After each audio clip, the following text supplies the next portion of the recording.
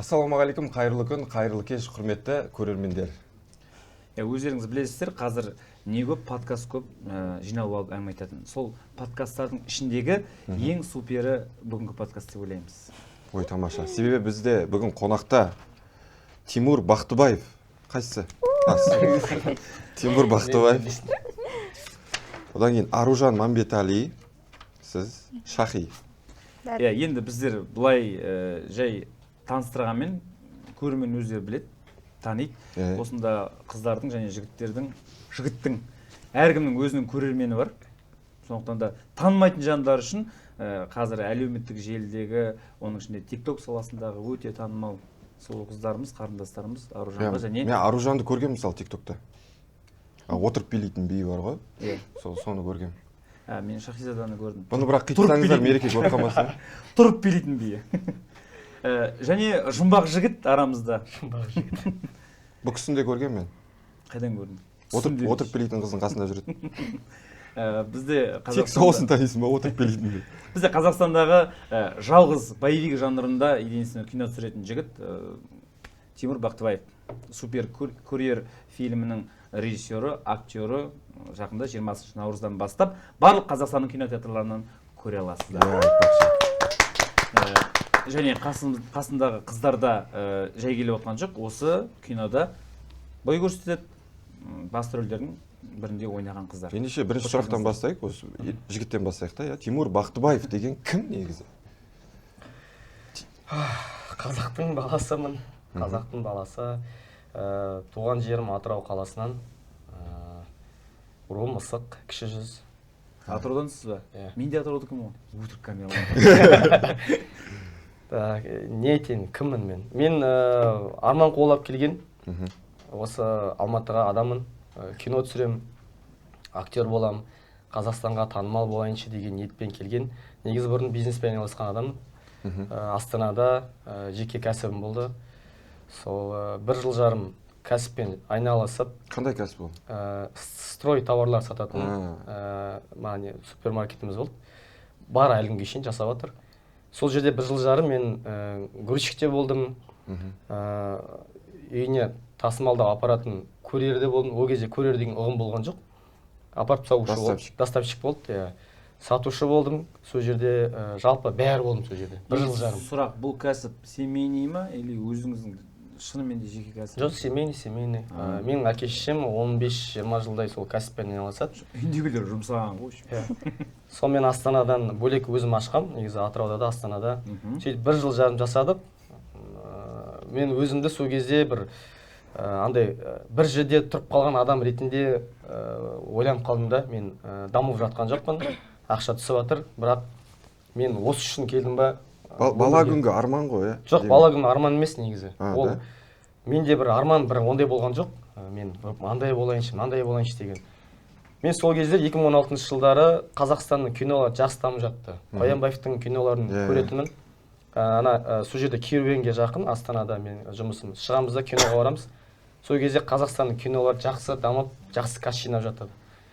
Қоянбаевтың кинолары бір 400 миллион, 500 миллион жинап отқан кезде мен андай өзім бір ғой сұрақ қоям да. 500 миллион деген почти $1 миллион астам ғой. Бір киномен $1 миллион тауып отыр ма деп. Андай ғой, бизнесте жасап жүргеннен кейін математикада калькуляторлар қай жерде мол табыс табуға болады. Сосын енді бизнестің көзі ретінде сосын өзіме сұрақ қоям, бұл Қоянбаев деген кім вообще? Бұл актер емес, продюсер емес.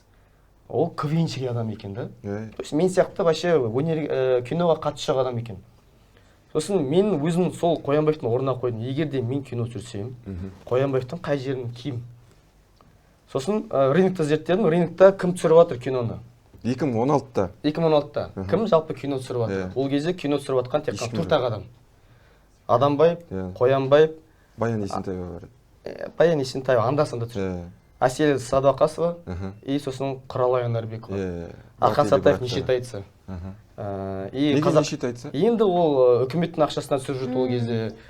Тек қана өзінің ақшасын шығаратындарды санап отырмын да, 4 адам екен. Мен сосын айттым, 5-ші мен болам дедім. Өзіме андай не қойдым да. Сөйтіп Алматыға келдім. Алматыда достарым болды. Как раз өнер саласында жүрген адамдар. Мен айттым, кино түсірем, келем дедім. келдім, бүкіл жұмысын бәрін адамдарға тапсырдым. Жұмысшыларға бәріне автоматизация қойдым да. Келдім. Вот Тимур деген осы. Сөйтіп 7 кино түсіріппін. Да, очень. 2019 жылдан бастап. Бәрекелді. Күшті. Сөйтіп армандар орындалады екен деп. Сол түсірген кинодан Супер курьер фильмі нешінші туындыңыз? Бұл Супер курьер киносы менің 7-ші туындым. Продюсер ретінде, актер ретінде 2-ші кином. Ол Супер курьер фильмінде Шахи сіз басты рөлдер ойнадыңыз да? Киноға қалай келдіңіз? Шахи сіз тиктокер, тиктокершасыз ба? Әлде? Жоқ. Әнші, тиктокер. Иә, негізі. Қазір актриса. Қатты кісіген ғой? Иә, соңғы уақытта күреспен айналысып. Ондай өнерім жоқ енді. Тек қана өнермен айналысам. Барлығы өнердің айналасындағы нәрселермен. Бұл киноға, яғни жас кезінде. Қазір енді үлкен кісі ғой енді. Жас кезінде. Жаз, жоқ, жаз. Жаз кезінде. Жаз деген ол музыка емес па, иә? Классика, жаз. Вообще, сізде жаз жоқ па? Ладно. Көктем сосын жаз. Сосын? Жазда. Енді негізі ол кезде осы жылы кез ғой кинолардың сезоны түсірілетін. Осы парковщик, суперкурьер, тағы үшінші бір киноға кастинг сұратқан еді менен. Бір жаздың ішінде. Иә, сол бір аптада, представляете? Не дейін? Даже сол 2 күн ішінде. Үш киноға келген. Я, представляете, мен бір күнде сол 3 проектке кастинг жіберем, и үшеуіне де өтіп өтесіз, да?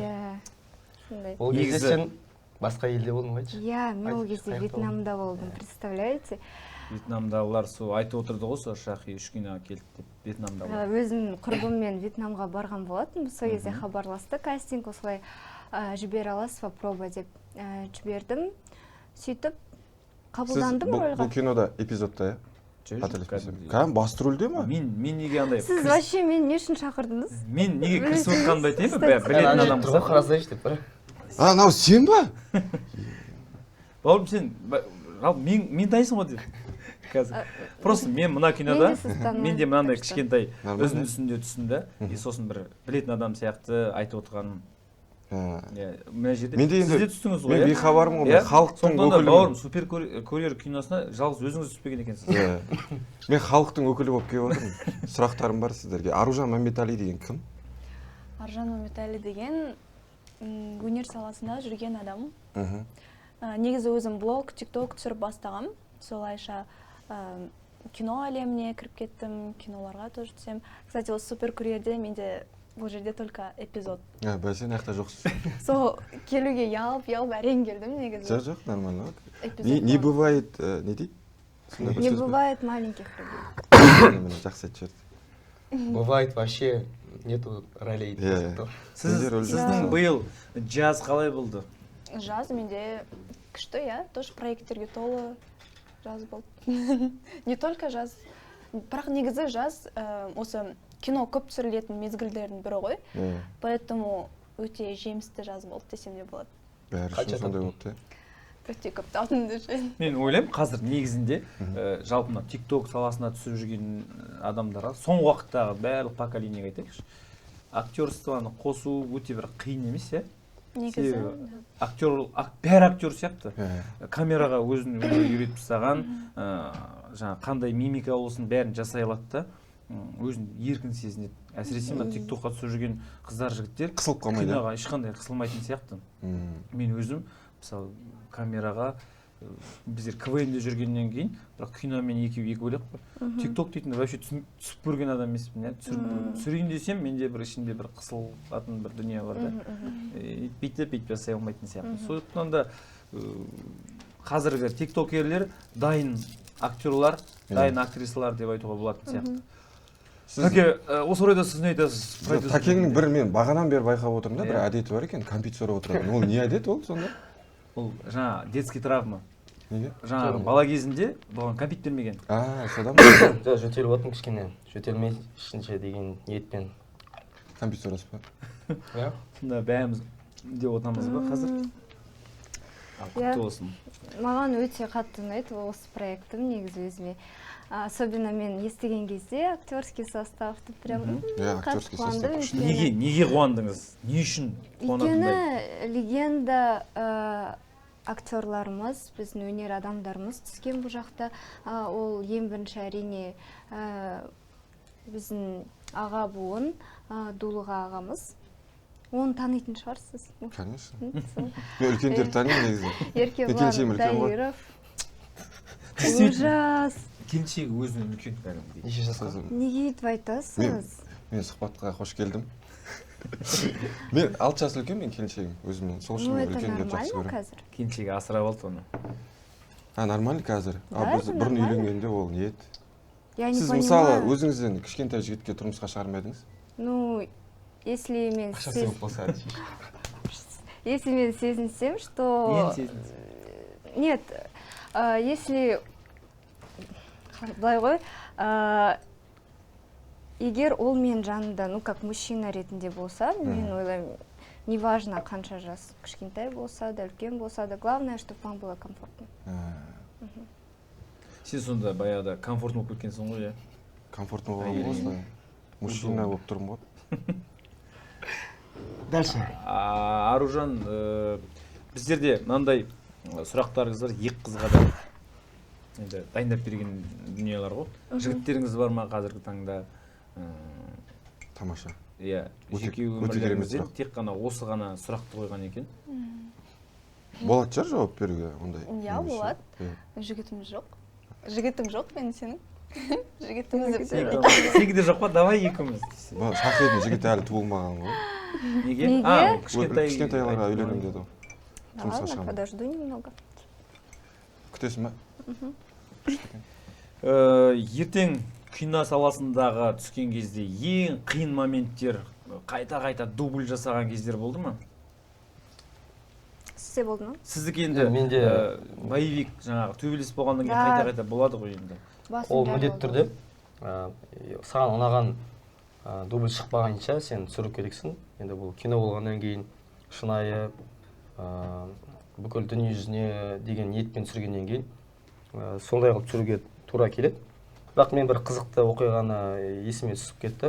Шахи екеуміз түскен кезде базарда бір 3 рет па 4 рет түсіргенбіз. Да, мен сол кезде құлап қалдым.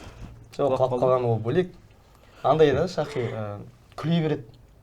Бірақ еще ана киноның соңында да салғанбыз әдейі. Бүйтіп шығарып аламын да, мынау кімдер десем, қасыма қарасам күліп тұрады да. Всегда күліп жүреді кинода, барлық жерде бар ғой. На самом деле андай ұрлап кетті да. Негізде қорқып жүру керек қой. Қорқып жүретін. Бірақ күліп тұрады да. Сөйтіп 3 рет сондай не болды, дубль болды прям. Бір-екі жерінде бүйтіп ауада соқтым, чақ деп. Сен байқамағансың ғой.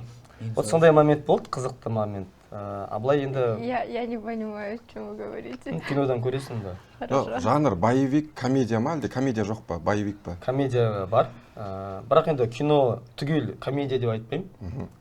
Кино, жалпы кино. Боевигі бар. Кино қайту өрні ба? Кино. Мен больше акцент на боевике считаю, да? Енді кинода қалай айтсам болады, мен мысалға киноны түсірген кезде... Күлкілі төбелес па, сонда қалай? Жанрын айтайыншы примерно. Мен мысалы кино түсірген кезде біздің көп продюсерлар, режиссерлар біздің Қазақстанда бір болған оқиғаларды қосып, сөйтіп түсіреді ғой основном. Абьюзерларды қосып, тағы бір болып кеткен бір жағдайларды... Өмірден алады, жиза. Еске түсіріп, соны құрастырып кино түсіреді да. Мен ондай кино түсіргім келмейді екен. Неге? Себебі біздің киномыздың, біздің Қазақстанның историясы басқа елдерге қызық емес та. Ол мысалға Америкаға шықса, немесе Германияға шықса, Қазақстанда осындай бір абьюзер болып тұғы деген тема мысалы қызық емес. Сіздің мақсат түсірген бойынша әлемге шығу ғой? Менің мақсатым, менің киномды барлық елде қараған кезде сол елдің бір ситуациясына ұқсайтындай болу керек та. Тек қана Қазақстанның ситуациясы емес. Сол кезде кино ол барлық елге деп арналады да. Менің ойымша барлық елге танымал болу үшін бүткіл әлем білетін бір персонаж керек сияқты. Актер, актриса. Мысалы қолжетімді енді Анджелина Джоли деп мысалы айтпай ақ қой, оларға ақша жағынан соңында ақшаға келіп тіреледі ғой. PDD деген сияқты.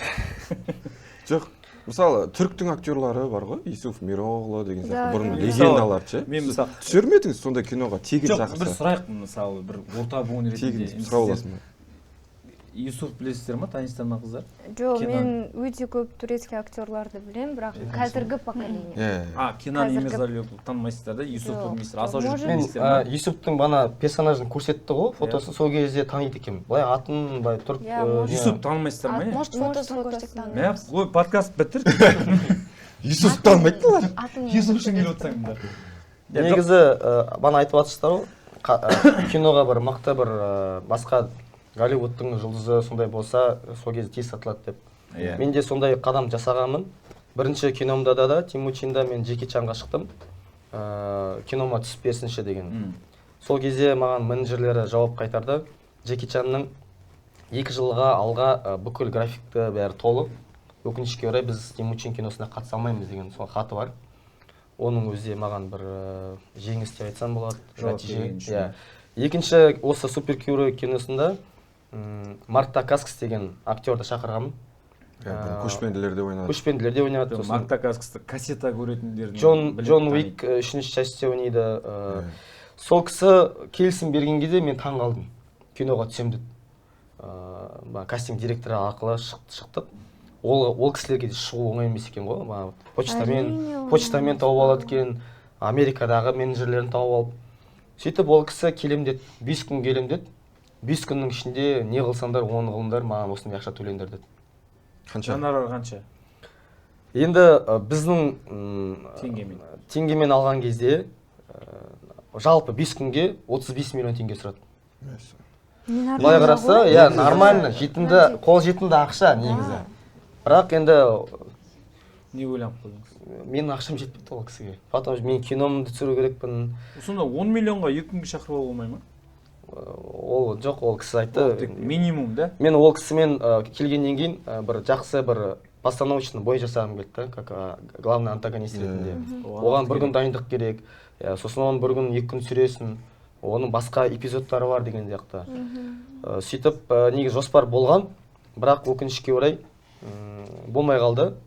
Бұйырса Суперкурьер 2-де болады деп айтып қояйық. Алла қаласа басқа киноларыма шақырам деген ниеттемін, себебі ол кісі маған, кстати, Инстаграмда подписаться етті. Вау! Еще менің ана басым жарылған видеома прям андай комментарий тастап, шок болып андай. Қарап, байқамайсың. Сөйтіп не істеген адам маған былай айтқанда мировой жұлдыз ғой, голливудтық жұлдыз. Сол кісінің комментариясы прям өтіп кетті маған өзіме. Әрине, просто мировой жұлдыз болғанда әр жұлдыздың өзінің несі болады, дәуірі болады ғой енді. Өкініштісі... Енді Джеки Чанды да сол кезінің замандағы... Джеки Чанды бәрі таниды ғой. Енді Марта кісіді таниды. Сен танымайтын болсын. Мен танимын, мен потом киносын көрдім. Қыздар танымайды Марта Кас. Марка ағаларын танисыңдар ма? Мәкең танисың? Ей, Каскстың баласы дейді. Таниды, как көрсетсем фотосын. Жалпы мына кино қазіргі уақытта біздің Қазақстан бойынша жалпы кино индустрия дейтін дамып жатыр деп айтайын десек, бір жағынан бизнес болып жатыр, иә, қатты.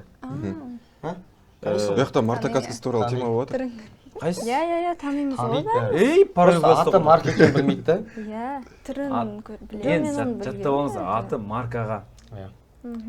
Марта Каскс таниды жер көрермендер. Сюда вставим его фотку. Ну, ол вообще негізі жас кезінде киноларында краш болған. Да. Красавчик болды анау. Мен жақсы көретінмін. Артынан болмайтын болды дейсің.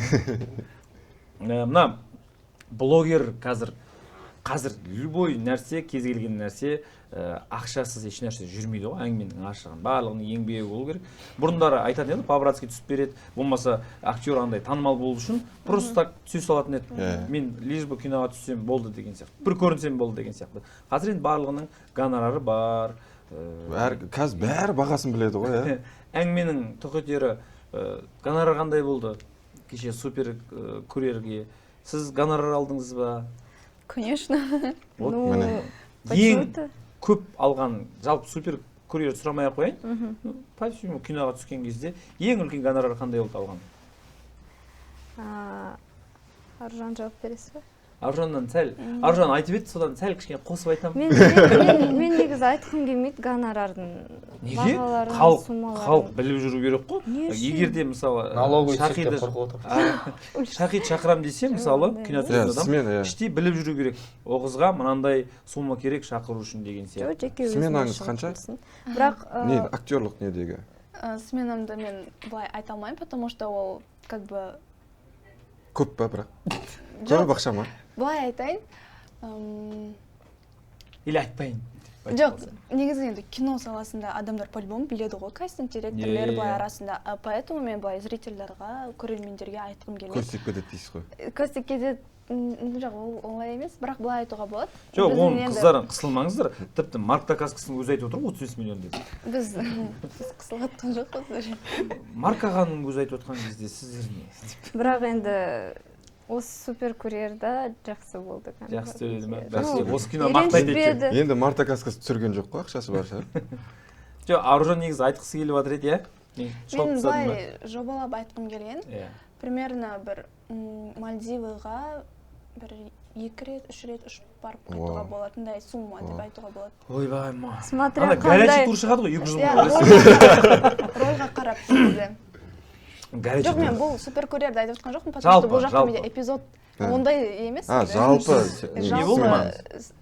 Главный героиня болып түскен кино болды ма? Иә, болды.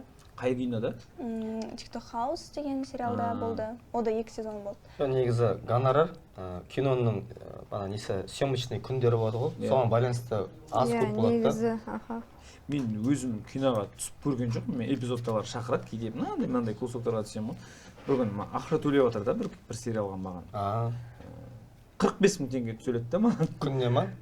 Жоғи, сол бар түскеніме 45 мың теңге берді. Мен эпизод қой менікі. Мен вообще былай танитын жігіттер болғаннан кейін мен тойға Алматыға келгеннен кейін түсе салған нәрсе ғой. Супер курьерда гонорарын айтып қойды. Ақша беріп жатырғанына мен таң қалдым біріншіден. Но мен ойлаймын. Приятно екен, иә? Мындай шайпайға кетеді екен. Адам өз-өзін қойып тастайды ғой. Доступны. Мысалы, лицосын жасады, тиктоктан, блогерліктен, неге қоймасқа? Көп адамның арасынан, 20 миллионның арасынан екеуіңіз таңдап шақырып жатыр ғой. Оның өзі үлкен жетістік. Емін-еркін ақшасын үй алмай қоюға болады деп ойлаймын. Сондықтан да адам өз-өзін бүйтіп көтермесе, кім береді мысалы. Сондықтан да қыздар сіздерге сәттілік. Марк Дакаскостан да асып түсін, нелеріңіз. Осы Марта Каскас түсе алмаған, Маркта ме да, кім еді? Мәке деп айтып. Мәкең түсе алмаған кино 20 наурыздан бастап барлық кинотеатрларда супер курьер киносын міндетті түрде тамашалаңыздар. Сол киноның трейлерін көріп жіберсек, сіздердің реакцияларыңызды алып, қалай болады екен? Мен енді көрдім ғой. Мен көрдім, мына қыздарын көрген жоқ. Мен де көрген жоқ. Мен барым ба? Мен жоқ болсам кете берейін. Жоқ, мен негізі 3 трейлер жасаған. Бір трейлер, 2 тизер. Но қазір главный трейлерін көрсін қыздар и эмоцияларын көрейік. Мен де бірінші рет көрейін деп тұрмын. Өте қатты қуандым. Уже эмоция шығарып жатыр. Көрсетіңіздер, пожалуйста, я хочу посмотреть. Ал кеттік көріп тұр ғой да? О, күшті болған екен деп әлі қоспай айтыпсыз. Киноға бір ай қалды, біз көреміз. Самый справедливый судья нашей страны. Тимур, осы сен курьерсің бе, әлде есексің бе? Курьерім? Ал курьер болсаң, онда неге заказдардың барлығын есек құсалап барасың? Тамақтасудың курьерін тәрінді ма? Иә. Бұрадан екінші рет қайта Көтің кішісі. Водить ол жұмыстан келе ме? Қайдылығын жақсы бады. Сонда қызыңызды ары бері тасайын ба? Иә. Арасында көмектесіп қасында жүр. Бұдыр бүріле тесіп баса қорға дегендей. Қанша бүріле тесіп қалу мүмкін басың да? Жоқын жалпы дегенім ғой.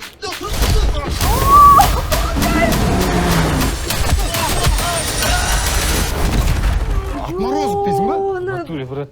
Ударлар күшті кетіп жатыр ғой. Қаразып, сені де алып қоятын сияқты. А что там насчет дочери этого судьи? Шеф, там возникли кое-какие проблемы, но мы их решим. Бастапқы бағасы $200 000. 500 000 долларов. Кто ты вообще? Военный? Мент? Курьер. Bir күні өйстіп жүріп бір сұйылса өліп қалады шығарсың. Мен денем тітіркеніп кетті, мурашки вообще. Енді бұл жерде Шахи көбірек эмоция көрсетті, потому что главный героиня болғаннан кейін. Аружан көре алмай отыр. Иә, Аружан оны көре алмайды. Мен просто бағанағы таксиде айттым ғой, не болған, содан состояниеден әлі шыға алмай отырмын кішкене. Айттым болғанда айтылмаған сияқты. қазір. Кино туралы айтайын. Иә, кино туралы. Хорошо. Мен бірінші рет көріп тұрмын ғой, енді сіздер түстіңіздер, мен вообще қатысым жоқ, мынау мықты күшті екен. Бізде Қазақстанда боевик көп түсірмейді негізі, Біз жоқ қой почти. иә? Бізде бәрі жанрлар кішкене ұқсайды, тематикалар ұқсайды кинода. Бытовуха А ғой это бізде. что-то другое. Сол үшін да өте қызық. Мен сценарийін оқыған кезде сол үшін прям загорелась. Еще актерский составты көрген кезде загорелась. Я сейчас увидела, да, вот жаңағы төбелестерді. На русском, да? Жоқ, айта беріңізші, пожалуйста. Оңғайлы. Енді жаңағы төбелестер біз ішкі кухняда жүргеннен кейін каскадерлармен біз дайындалдық. Я енді түсіріліп атқан кезде қалай болған көресің да, блин, қалай шығады екен, солай жүресің да енді. Жаңа мен көргенде мен ойлап едім, негізі ударлар тимейді. Қол дірілдеп отыр. Деп тиеді деп ойлаған ғой ударлар.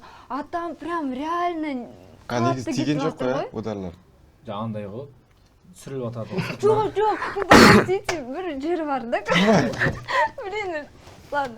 Короче, бір самый біз үшін, ну я не знаю, мен үшін қиын болған бір сцена бар анда. Көтеретін Шақиды жамбасқа ұстап, бүйтіп ана соғу керекпіз да. Аяқ деген былай көтеріледі, мен үшін Сол көп дубль жасадық. Ол тиді ма?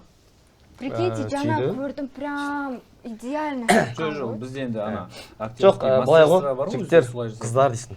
Мен енді поподробнее айтайын. Төбелес киноларда қалай түсірілетін. Негізі енді бұны айтама айтпаймын білмеймін, бірақ мен айта салайын дейінші. Бәрі біледі. Тиетін жерлері бар, тимейтін жерлері бар. Мысалға битке соққан кезде ударлар тигізбейміз. Себебі оның беті, актерский несі, жұмыс жасайтын ақша табатын не болғандықтан кейін біз оны қазір соқып қалсақ, көгеріп кетеді дұрыс па? Сол үшін имитация жасаймыз, камерамен тиген сияқты қылып, артынан, жанынан, ракурстан аламыз. Кейбір ударлар уже тимесе болмайды. Мысалы, кеудесіне, аяғына біз тебе береміз. Себебі ол жер көгерсе де киімнің ар жағында білінбейді да. Сондай моменттерде тебеміз шындап. Өте көп теп жаңа прям тиді, мен көргенім, өте қатты таңғалдым. Шақидың өзін, мысалға, Томирис екеуін біздер арнайы кино түсірмей тұрып, бір 2-3 рет дайындық жасағанбыз. Осы сахналарда қалай төбелесеміз, бүкіл элементтерін. Одан кейін енді осыны площадкаға барып жасау керекпіз ғой.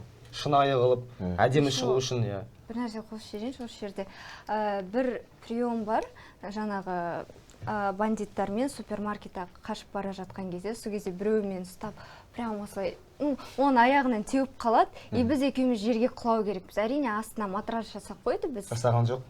Матрассыз болды ма? Басында дайындықта матраспен болды, уже съемкада матрассыз болды, и біз шынымен жерге осы боқ деп құладық қой. Реально мен басымды қатты соғып алдым сол кезде.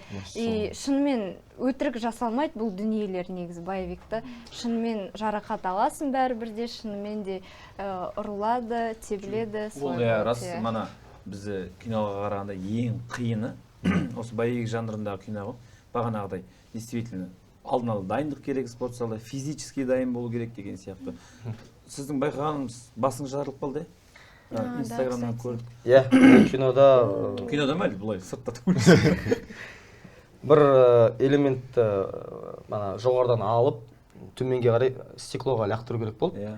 Ол жерде негізі изначально сұраған кезде сахарный стекло деген темалар бар ғой. Сондай қоюға бола ма деп сұрақ қойдым мен.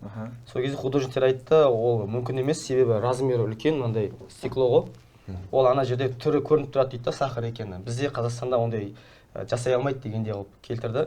Сосын жарайды, онда шын стеклоны қойып, каленое стекло дейді оны. Күйдіре ма бірдеңесі бар. Анау сынған кезде уақ болып, майда болып шашылып қалады екен. Жарайды деп, сосын біздер дайындық жасадық.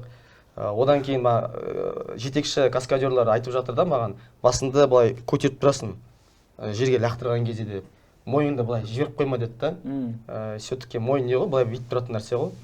Жарайды деп бәрін өзім жасаймын деп анағыдай 2 камера қостық. Еркебұлан дайырып, көтеріп анағыдай алып, лақтырған кезде блин, что-то не то болды сол жерде. Мен басым кетіп қалады ғой. Кетіп қалған кезде ана майда нелер бір 3-4 былай басқа қадалып қалады да. Мен сол жерде шынымен прям андай эмоциямен жатып қалдым да, бәрі ойлап отыр, ойнап отыр мен деп бар ғой. 10 секунд жатырмын. Сосын бір кезде қан кете бастады қолымнан былай. Сосын барып бәрі келіп қарап ана, келіңдерші дедім уже андай в принципе ойнайтын ойнап тастадым ғой енді ары қарай. Бір 5 секунд қойған жерде әлі керек. Содан кейін 10 секундтан кейін келсеңдерші болды, қан ағып отыр уже. Сөйтіп е-мое деп стоп деді. Мен айттым, стоп баспаңдар. Андай не ғой, Джеки Чанның киноларының бір ежеменкісі травма алғаннан кейін де камералар қосып тұрады да. Соңында көрсетеді оны. Мен сол стоп баспаңдар, қайт плюс плей басқызамын да. Соны до конца түсіреді, мені көтеріп алып ана жаққа қояды, басында соны скорый шақырамыз. Сол Қапшағайдың больницасына барамыз, басымнан нелер шығарады бана, қалай стеклоның нелер, кусоктарын. Мен ойлап тұрғам, ана уже срыв съемки ғой, ақша бәрі төленіп тұр. Актер бәрі кетіп қалады. Ақша. Денсаулық. Сосын ана жерде 3 шов салады да, мен айтам ғой маған докторға, барып енді қайтып түсірсем бола ма десем, жоқ, 3 күн демаласың дейді ғой. Покой керек, ешқандай оқыс қимылдамау керексің деп. Қаншалықты жарақат ауыр болған? Енді мен былай состоянием ондай қатты не болған жоқ, просто мен енді доктор айтып тұрғасын ойланып қалдым да, на самом деле сондай бір қиыншылық бар ма деп. Сосын келеміз де қайтып площадкаға айтамын, осылай деп. Сосын үйге кетіп қалам Алматыға. Басым қан банады үйге жуын. Тоқтап қалды съемка. Тоқтап қалды, стоп. Сосын ойландым. Звондадым. Еркебұлан Дайыров бос па ана күні или там казиноны аламыз ба деген кезде жоқ, Еркебұлан Дайыров бос емес, ары қарай бәрі забиты деді ғой. Мәссаған, не істейміз енді. Таңертең 8-7-те ма тұрамын да қайтып Қапшағайға басам ғой машинамен. Продолжаем съемки. Бана шофпен немен. Сол бана құлаған жерден қайтып жалғастырамын ғой. Ары қарай, типа ат тұрып, ары қарай төлесіп кетемін да. Шофты шешіп. Қан болып жатқан дүние ертең кинода после біткеннен кейін емес, киноның ішінде бар ма? Жоқ, ол ондай жерлерді салмаймыз ғой енді, ол кішкене уже кино сценарий бойынша келмейді да ол жер. Негізі келсе бір әдемі болатын еді. Сондай жарақат алып жатқан сәттерде бар ғой, ондай өкініш болмай ма? Неге боевик түсіріп жатырмын, неге жұрттар ұқсап комедия түсіре салу керек еді деген. Бірақ негізі бар ғой, осындай бір жағдай болса екен деп өзім бір ойлайтын едім. Бір жарақат алып, оны бүйтіп, осындай подкасттарда бүйтіп әдемілеп айтып отырамын, бір история керек дегендей. Бірақ келесіде бір басқаша бір нәрсе ойлап жүрші, қабыл болатын, жарақат алатын дейді. Кім Леонардо Ди Каприо бар, өзіміздің. Ләкең да?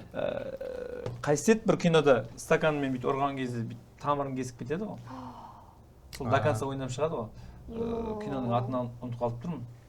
Сәл исторический кино. Соны тоқтатпайды да. Выживший ма? Жоқ, выживший емес, ана бір Джанго. Джанго освобожденный. Иә, Джангода сол кішкене бандиттің рөлін ойнайды да. Ұрып қалған кезде бүйтіп қан ағады. Ол действительно өмірде сол ары қарай шынаққан екен да. Сондай сияқты жалғап жүрген кезде бір тарих қылып айтып отыратындай киноға енгізген күш олар деп жатқан. Бұның өзі тарих шығар. Жоқ, енді мен бұл жерде жасырмаймын ғой. Мен киноның соңында неудачный дубль деген болады. Сол жерде көрсетемін. Сол жерде крупный планмен 3 әйнек кірген жерлері бар ма? Бар. Десе біреудің бас шығарылғанына қуанама. Ертең көресіз. Анық көрініп тұр ма? Құрметті көрермендер, ертең осы айтып отырған әңгіме шын ба, өтірік па, супер курьер біткеннен кейін соңында көрсететін боламыз. Действительно 3 әйнек кірді ма, 2 ма? 20 наурыздан бастап барлық кинотеатрларда супер курьер. Курьер дегенді айта алмайтыным ше. Неге курьер айтпақшы киноның аты? Енді кинода басты рөлдегі персонаж курьер болып жұмыс жасайды. Неге именно курьер деген тақырып қой? Не үшін? Негізі айтамын. Неге супер деп қосып қойдыңыздар? Тек просто курьер болса басқаша болар. Оның да менде жауабы бар. Киноның атын қойған кезде мен мысалға бүкіл дүние жүзіне бір атау болса екен деймін да. Мысалға таптым-ау сені, сен маған керексің деген кинолардың атын Америкаға барған кезде қалай қоясың? Басқаша қоя типа ыңғайсыз болады да. А менің киноларым аты Америкада да сол ат болсын, Германияда сол ат болсын, Қазақстанда сол ат болсын. Әлемдік ат қой. Супер курьер Тимучин деп қойғанда атын сол киноның. Таптым ол сенің Америкаға қойып жатыр да. I find you деп. I find you too деп қойды екінші жасы. Голливудта айырып отыр ма? Сосын бірінші сұрақ неге курьер? Мен осы киноны түсірер алдында сценаристерге айттым, маған бір 3 идея беріңдерші дедім. Мен сол идеялардан таңдаймын, қайсысы ұнайды маған. Сол ең жақыны осы курьердің темасы болды, себебі дүние жүзінде актуалка, курьер барлық жақта бар. Сосын бұл кинода тек қана курьер туралы емес, бұл жерде әділ судьяның да историясы бар. Ана Шахи Сабинаның әкесі судья болып жұмыс жасайды. Сол жерде әділдікті көрсетеміз. Жалпы біздің Қазақстанның сот жүйесі бір әділ екенімізді бір құлақтарына алтын сырға деп сондай ниетпен екенімізді ме әлде әділ болсын деп? Әділ болсын деген ниетпен. Жалпы кино жалпы тәрбиелейтін құрал ғой. Жастарымызға да, үлкендерімізге де бір сабақ болсын. Жалпы курьерлер осы киноны көріп өздерін супер курьер ретінде сезінсе екен деймін да. Сол жақсы болса екен деймін. Простой адам емес, негізі біз қоғамда. Мен сөзіңізді білейін, тәрбиелік жөнінде тоқта кетейік. Қазіргі киноларда, білмеймін, соңғы 2 жылдықта ма тоқтық сөздерді спокойно қосатын болған. Это, наверное, YouTube проекты. YouTube проект емес. Кинотеатрларда бар. Кинотеатрларда жаңа айтып жатыр ғой, айта берейін, көрдіңізші деген әңгіме дейтін. Бізде спокойно, әдеби сөз болып халық. Әкемізбен, анамызбен қарап отырамыз, бауырларымызбен барып отырамыз да. Мысалы, тәрбиелік жөнінде айтып жатқаным. Неге осы кинода обязательно сол сөздерді қосқан кезде кино өтімді бола ма? Зато шынайы болсын дегеннің өзінде де білмеймін енді. Тәрбиелік жөнінде деген кезде айтып жатқаным ғой. Мен айтып жатқан әңгімем қате шығар. Может, удалить етіп айтып шығарсың осы жерде. Даже мен жасаймын деп па? Иә. Кинода бар екен ғой. Мен басқа киноны айтып отыр екен деп. Иә, дұрыс деп отырмын. Ол көтімді қысшы деген қатты бағау сөз емес негізі. Иә. Есігіп бітсең әңгіме. Мысалға, литературный сөз деп айтады ғой. Орыстарда мысалға сука деген сөз, ол бағау сөз емес. Вот орыстарда. Қаншық деген сөз ғой, Қаншық деген, білмеймін, сондай олар. Ана малдың несі ұрғашысын сука дейді олар. Бізде қазақта қаншық дейді. Иә. Сол сияқты ғой, ол литературный сөз. Жоқ, я считаю, что фильм это же жизнь все равно. Сіз қолдайсыз. Ну просто кейбірлер именно боғау сөзді проекттерінде используют, когда вот не могут прикол нормально написать или өткізуге и как-то сондай нәрсемен. Жоқ, келісем, кино, мен бұрындары бізде андай болды, кино дейтін, жаттанды болды. Ей, сен не деп тұрсың? Ол істегенің болмас, кел, әліңді көрсет деген сияқты. Уже көрініп тұр да, анау театральный, более андай, жатпайды адам, ананы, сендіре алмайды. Но қазіргі енді боқтық сөздер деп айтпай қойын, бірақ шынайы ойнап жатқанда. Дөрекі сөздер деп айтшы. Дөрекі сөздер, иә. Паразит сөздер. Барынша шынайылық жасап жатыр. Енді былай ғой. Кино деген ол біздің өміріміз, дұрыс па? Кинодағы оқиға өмірдегідей оқиғадай болуы мүмкін. Сол үшін сен өмірде де кейбір мақсаттарда, кейбір жағдайларда байқамай аузынан шығып кетеді ғой. Байқамаймыз. Енді кейде шынымен де шығып кетуі мүмкін. Кинода да сол да, ол шынайылықты көрсету керек. Ол шынайы, ол жерде бір ойбай, мындаймыз деп бір мысалға жақсы, ол тәрбие дейсіңдер да, кинода төйлесіп жатып, мысалға, адамды ұрып жатып, ол да мысалға тәрбиеге қатысты емес қой. Бірақ бұл жерде ол жақсы жағы бар да оның. Жаман адамдармен төйлесу арқылы жақсылыққа шақыру. Жақтау керек. Иә. Шақи, сен неге кинода боқтайсың? Сіздер что-то вообще айтқызбай жатсыз бізге, екі қызға. Вот именно. Ана, Аружан әлі сөйлеген жоқ. Боқты мен кете беремін ондай деп. Жоқ, енді кинодан былай шығайық. Просто бұл жерде действительно бір курьер жайында, супер курьер жайында, кино жайында бір ақпарат беру керек болды. Ертең осыны қиып кетсайды. Мысалы, мен трейлер жайында өз ойымды болса, оны айта салайыншы. Соны айтқысы келді мысалы, да, айтқысы келді. Мен негізі трейлерді көріп отқанда Аружан ешқандай эмоция бермеді ғой деп айтқаныңыз ғой. Негізі мен кино андай прям захватывающий болатқанда мен эмоция бере алмай қаламын. Деп до того кіріп кетем, мен дым айтпаймын да, деп эмоция көрсететін адам емеспін мен, бар ғой. Өмірде де мысалы. Қалай саған ұнады ма? Иә, ұнады. Сол үшін андай прям захватывающий болғандықтан мен кіріп кеттім да, мен дым айтпадым. И біткеннен кейін ғана до меня дошло, то, что біз уже көріп біттік. И андай да, прям шынайы, реально сен айтып жатсың ғой, легенда актерлар деп, бәрі легенда актерлар рөлдарын күшті алып шыққан сияқты. По-любому мен 100% күшті алып шығады ғой. Эмоция қалай сіздерден? Допустим, біреу қараңғыда қорқытып қалады. Мен эмоцияға қатты мынандай. Уже көрініп тұр. Иә, мен иногда интервьюда қатты беріп қоямын да эмоция, сосын кейін өкініп отырамын. Жоқ, если надо было осылай отыруға деп, негізі мен есептеймін деп отыру керек еді деген сондай ойлар болады. Негізі еркіндік, шынайылық болған жақсы ғой. Негізі. Менің еркіндігім, шынайылығым осы да. Андай экшн бірдеңе болып жатқанда мен деп осылай кіріп кетем, прям бүкіл ойым соған кетіп қалады. Бірақ именно шын өмірде маған бір нәрсе болып жатса, конечно, эмоция шығарады. Эмоция жағын жасырмаймын. Енді осы екі қыздың нелеріне, не деп айтады оны? Мен жүргізуші емеспін, андай просто қарапайым тілмен, андай өмірлеріңе бір сұрақ қояды. Хобби ма, мамандықтарыңыз деген секілді. Мен ойларыңызды білгім келеді. Жаңа біз сұхбаттың алдында сөйлестік қой. Абьюзер дейтін темаға сөйлестік қой. Жоқ, біз абьюзер деген темаға кетеміз ғой қазір? Жоқ, мен бір сұрақ қойын деген ғой, ертең болашақта тұрмысқа шығасыздар ғой? Құдай қаласа, 1-2 жылда, иә? Сондай шығар, иә? 1 жылда, иә? Сол кезде күйеулеріңіз қарсы болса, қашан шықпадым? өнерге, ол абьюзерлік па? Қарсы болғаны? Какой-то степени абьюзерлік болып саналады. Негізі... Сол кезде не істейсіз жалпы, қарсы адам болса? Мен ондай адам таңдамаймын, бірден. Мен де негізі ондай адам таңдамаймын.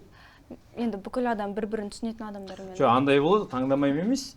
Күшті болып, бәріне қарсы емес, өйстіп мен сразу бірінші встречада сұраймын. Не деп?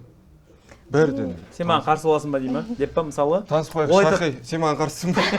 Жоқ, ой айтады, жоқ, қарсы емес, бәрі нормально дейді да.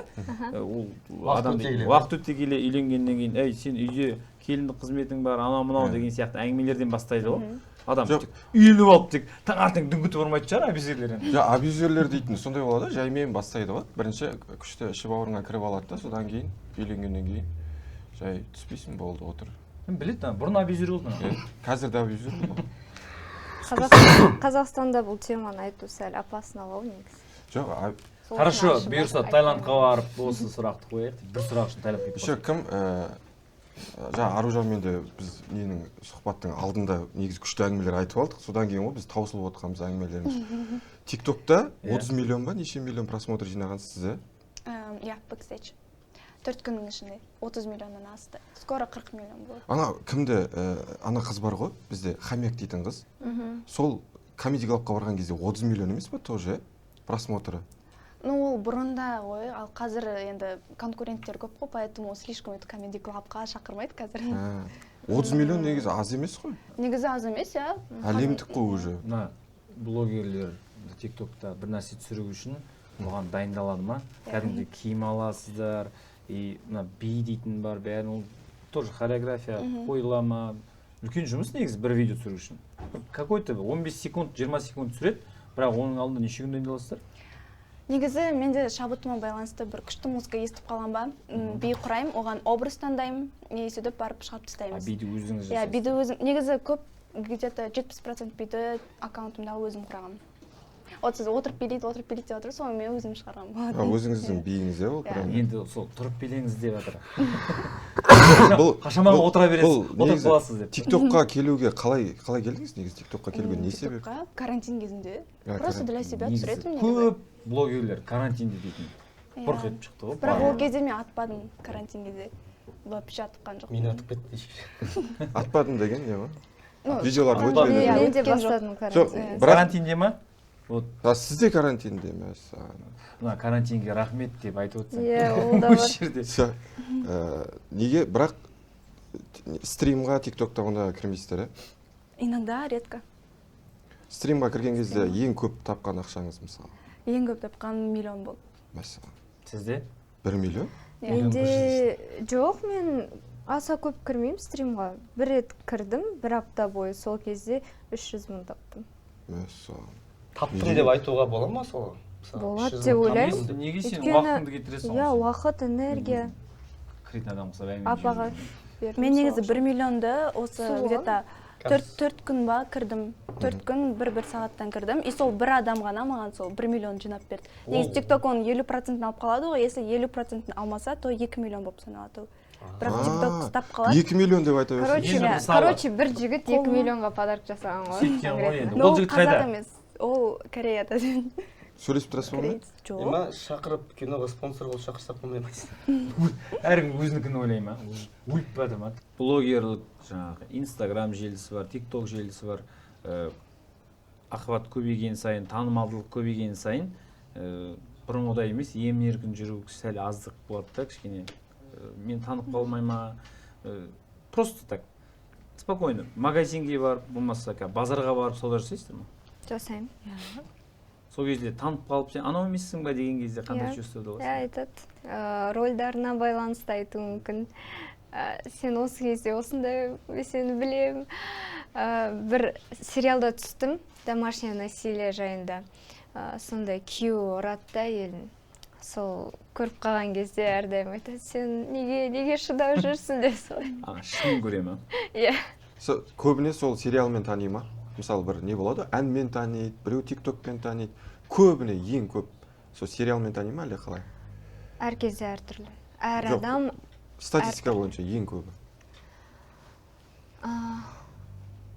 Менде шынымен әртүрлі. Әнмен де танып жатады кейбірлері. Жаңа осы жақта біздің маркетолог жігіт жүр ғой. Дима, ол мен өзгеде ән айтқан кезден бері мені сол топтан таниды. Кейбірлер осылай үлкен аудитория бар, олар кинодан тануы мүмкін, рольдан. Солай, біреулер тек блогер ретінде, әркім әртүрлі негізі. Аружан, сізді? Мені негізі тоже былай 50-50. Мен бір сериалда орыс қызының роліне түскенмін ғой, сол шынымен деп мені орыс деп ойлап. Мен де сөйтіп ойладым. Сөйтеді. Негізі көп пайдаланып қалған жақсы ғой, сіз орыс ретінде қазақша сөйлесе. Иә, негізі мен контент солай бастағам TikTokта. И сол үшін содан байқап мені солай сериалға шақырды. Орыс қыздың роліне. Бірақ қазақша сөйлейтін орыс қыздың роліне шақырды.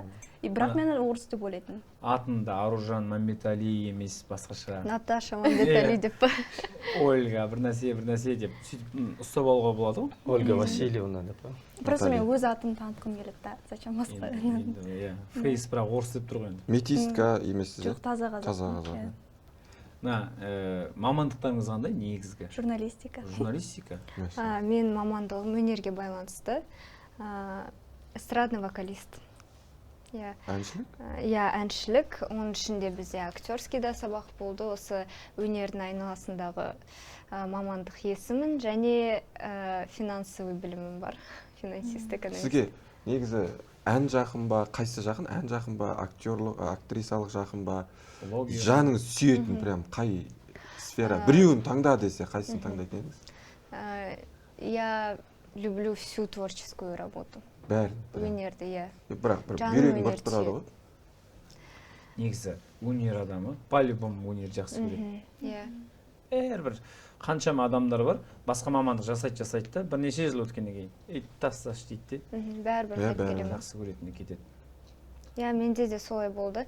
Мен ата-анам негізі біздің отбасында бәрі финансист, сондай жақта жұмыс жасайды. И мен де сол жақта оқығанымды қалады. Енді әрине мен кішкентай кезден өнермен айналыстым, конкурстарға бардым, түсіп бастадым киноға, бірақ сонда да мамандық таңдау кезде жоқ болды. Енді серьезный мамандық алу керек бәрібір. Не үшін саған ертең жұмыс таба алмай жүресің, сондай сияқты сөздер көп болды да енді. Деді де? Иә, деді де. Қазір қуанады, мақтанады, наоборот. Ұялама, кезінде байқамай айтып қойып. Иә, сондай бар. Әке-шешеңіздің өнерге қатысы жоқ ешкім? Олар жай өздері үшін хобби ретінде ғана, бірақ профессионал түрде айналыспайды. Ана блогерлікке дейді ғой, мысалы, басында түсіре бермеш ондай нәрселерді деген сияқты қарсылықтар болып еді. Басында негізі я болды.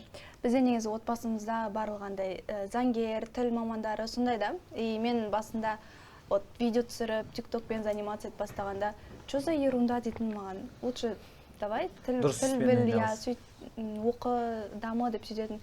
бірақ потом нәтижесін көре келе, наоборот, мен ата-анам барынша поддержка беріп, былай түсірсей, өздерінің идеяларын, өздері кірісіп кетті ма уже? сөйтіп кетті. Өздері оператор болып жүреді дейсің. Реально, иногда өздері оператор. Свет ұстап дейсің.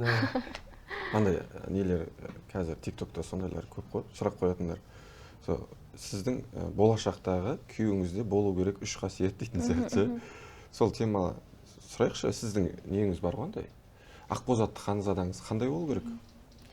Тоже өнер саласында болса, мені түсінетін, және де ек сөйлемейтін, адал. Қандай качествосын бағалайсыз еркектің? Качествосы өзінің айтқан сөзіне тұратын, абьюзер емес. Абьюзер емес болса, ол айтқан сөзінде тұратын адам абьюзер деп атыр ғой бәрі? Жоқ. Ондай емес пе? Абьюзер деген андай ғой, ұрып соғып, манипуляция жасап, сондай адам ғой. Қазір бәрі психология өте қатты тойып алған. Иә?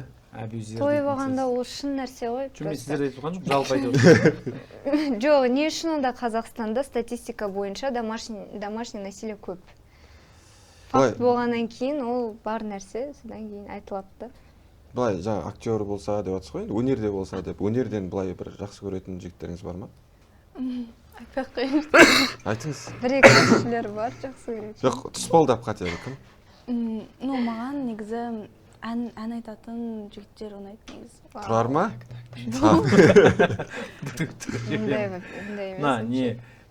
Негізінде мысалы біреу осындай болса екен деп армандап жүреді де басқа бір адамға мысалы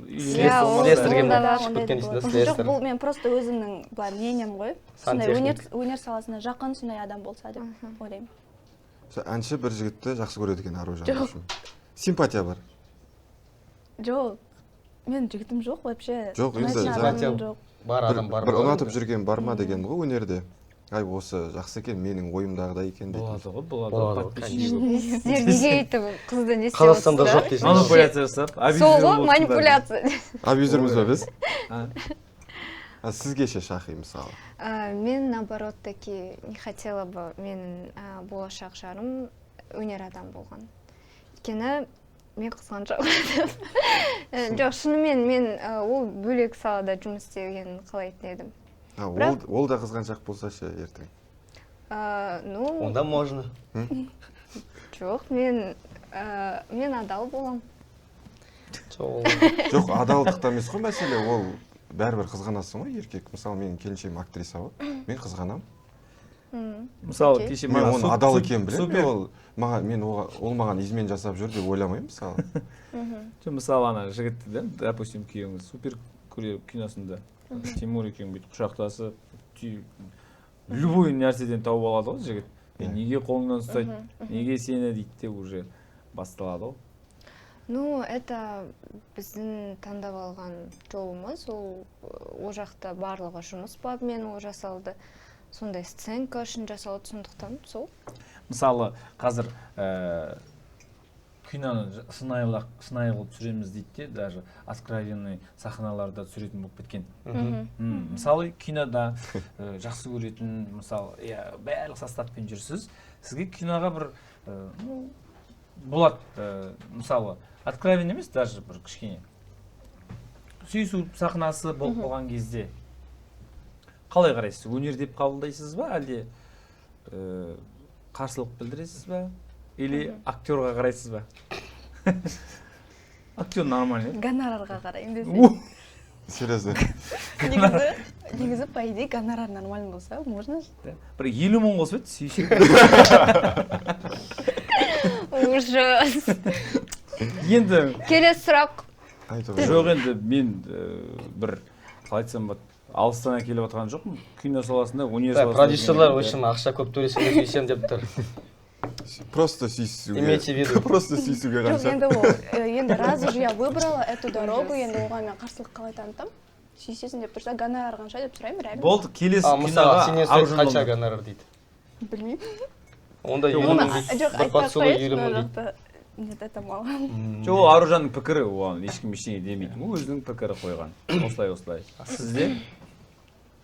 Сізде қанша? Белгілі бір ультиматум бар ма? Или болмаса алдын ала келісімде мынандай болмау керек дейді? Нет, я такие моменты сейчас не хочу раскрывать. Ну, в будущем көре жатармыз. Иә. Иә? Да. Сейчас я ничего не могу сказать. Бұл кинода сіз ешқандай махаббат болған жоқ па сонда? На кинода суперкурьерде? Айтпақшы, киноның Главная женская роль болғаннан кейін болды. Екі қыз жүрді ғой. Қайсысы қызың бұл? Тима? Екінші қыз? Тамирис. Жоқ, бұл кинодағысын айтып отырмын. Образы. Ол маған ғашық болады кинода. Тамирис ғашық болады, безответная любовь. Мен ғой сценарийді өзім жазамын. Бізге ұнайтын болып жазатын. Мені ұнататын қылып қоямын. Қалай түсіргім келді? Сценарийді өзіңіз жазасыз ба киноны? Қызды оңай сындырып аламын дейсің ғой, тойда. Маған қызық болып отыр еді бағаннан бері осы сұрақ ше. Сценарийін өзіңіз жазасыз ба киноны? Идеяны айтамын. Жоқ, сценаристер жазады ғой, мысалы мен өзім сценаристпін ғой, жазамын да сценарийді. Біз комедия жазып үйреніп қалғанбыз. Боевикті қалай жазады сценарийін? Дыж төбелеседі, осы жерде надай бір бәле. Соның бәрін деталін жаза ма, действияны? Жоқ. Мен мысалға ол маған сценаристер идеяны айтқан кезде, мен арғай ол идеяны одан сайын өршітемді. Сосын мен айтамын, мынандай бір эпизод қосайық деймін. Ситуация бір екі қыз болсын, жерде бір 3-4 адам келіп төбелесіп басталсын деген сияқты. Бірақ диалогтарын мен араласпаймын, сценаристерге айтамын, бірақ ситуация осындай болу керек. Локациясын айтамын. Казиноның ішінде, немесе вертолеттің үстінде деген сияқты. Бүкіл структурасын құрып беремін, и сосын сценаристер жазады. Ұнамай жатса, бір жерін айтамын, жоқ, мына жер келіспейді, давай басқаша жазайық деген сияқты. Сөйтіп жасаймын. Драканы істеген кезде олар білмейді ғой мен қандай драка болатынымды. Немесе локация қандай екенін білмейді. Ол жерін қалдырып кетеді. Ол жерге просто драка деп қояды. Мен өзім локацияны іздеп тапқаннан кейін, өзіме ұнағаннан кейін мен постановкасын өзім ойластырамын уже. Хроносын барлығын қалай болады, содан кейін не айтады, сол жерде ортасында пауза бола ма, болмай ма. Қалай қалай, взгляд. Соның барлығын өзім ойластырамын локацияны іздегеннен кейін уже. Сценаристер мысалы білмейді, кеше сценаристер киноны көрсеткен кезде андай өздері шок болып отыр ғой. Қойшы, мынандай жерге түсірдіңдер ма деген сияқты ғой. Біз просто драка деп жазып кеткенбіз. Біз драка деп жазып кеткенбіз деп.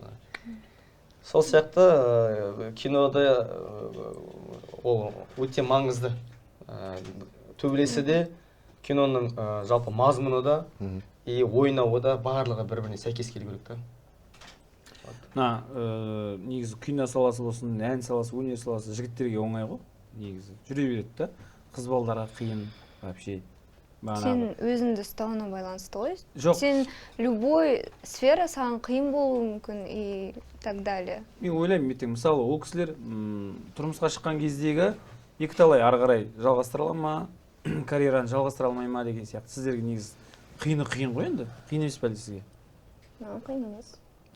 Мен вообще ондай нәрселерді не парюсь, почему мен должна оны ойлауға, что маған қиын болады. Мен, мысалы, өзім қалаған, армандаған нәрсемен айналысқым келеді, білім алғым келеді, тағы оқығым келеді. Мысалы, қазір менде 2 мамандығым бар, финансовый и музыкальный, тағы мамандық алғым келеді. Қандай мысалы? Актерскийдан тағы дамығым келеді, шетелдерге барып оқығым келеді, мысалы да, менде сондай мақсаттар биік та. Шетелдегі оқитын оқуыңыз осы актерлық саласында ма, или басқа ма? Потому что сіз қазір мысалы пикте жүріп қазір, сұраныста шақырған киноларға да, и шетелге кетіп қалған кезде қазір андай ғой, адам көзден кете ма, сразу ұмытып кетеді.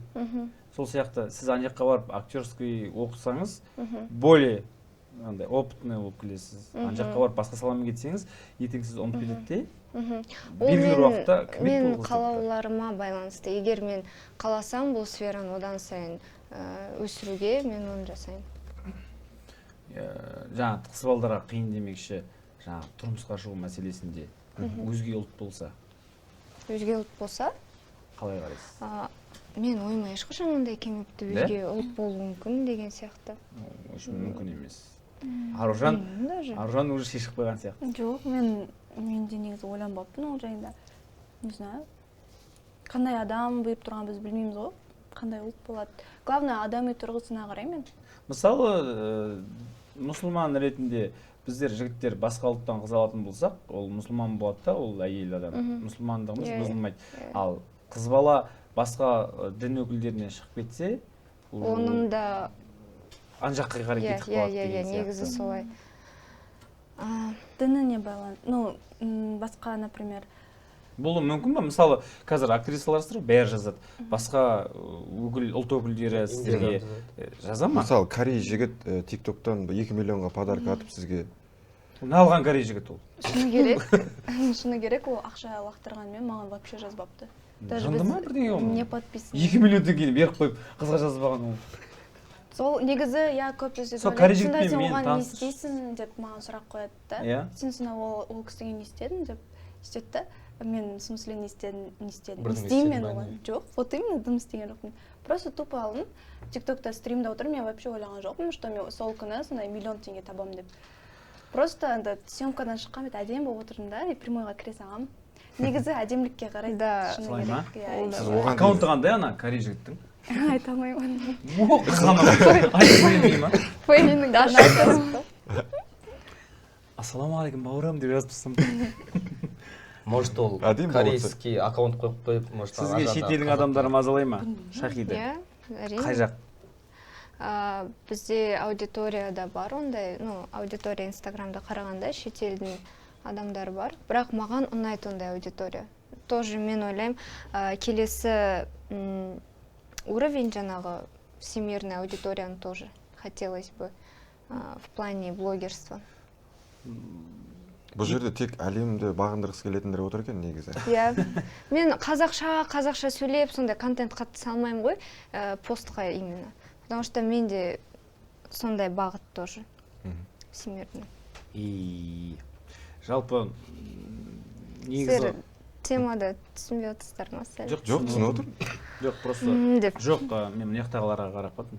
Сөйтсем бүйтіп жатыр да. Сосын үйге сізге қатысы жоқ. Просто мен мана корей жігітін ойлап отырмын. Айтпақшы, құрметті көрермендер, біздің YouTube оқырмандар 20 наурыздан бастап супер курьер киносы барлық кинотеатрларда. Курьер дегенді айта алмаймын, сен айта бермейсің бе өзің? Сен супер де, сен курьер де. Саған күш жарасып айта берші. Өс. 20-шы. Енді бізде шақырған қыздар қонақта, қазір енді жас болған Қазақстандағы танымал, көп адамдардың арасындағы беделі жоғары қыздар. Сіздер уақыт бөліп келгендеріңізге үлкен рахмет. Алдағы уақыттарыңызға, жұмыстарыңызға, өнерлеріңізге барлығына табыс тілейміз. Жемісті болсын. Және Тимур мырзаға рахмет уақыт бөліп келгеніне, өзінің киносының подкастына. Айта аламыз. Ашылайын деді ғой нағыз. Жоқ, мен негізі басында ашылғым келген, просто бір адамды. Ал, ашылып көрейін. Жарайды десең, ладно. Шучу. Негізі көп нәрсені айта алмадық деп ойлаймын. Өйткені біздің съемочный процесс өте күшті өтті, сондықтан тағы да көп нәрселер айтуға болатын еді. Енді осы біздің киномызға, барлықтарыңызды күтеміз. 20 март күні шығады. Өзім де тағатсыздана күтіп жүрмін, қалай шықты екен киномыз деген сияқты. Жақсы дүние жасалды деп ойлаймын. Сондықтан сол. Бұл негізі жанры комедия сондай болғанымен үлкен еңбек жасалды деп ойлаймын да. Тағы не айтам? Бірінші рет болып тұрғанда осындай Главный роль ма? Жоқ, андай күрделі дайындығымен роль. Именно в плане то, что біз спортзалға барып, дайындалдықпен, каскадерлармен дайындалғанымыз, бірінші рет. Мен каскадерский приемдармен де бірінші рет. Мен ойынша Шахидың бұл барлық киноларын енді көп шыққанмын. Сол кинолардың ішіндегі ең күштісі деп айтсам болады, Шахидың киносы. Өзім де сол үшін өзі көрмеді. Өзім бірінші реакцияны беретін болам. Премьера күні.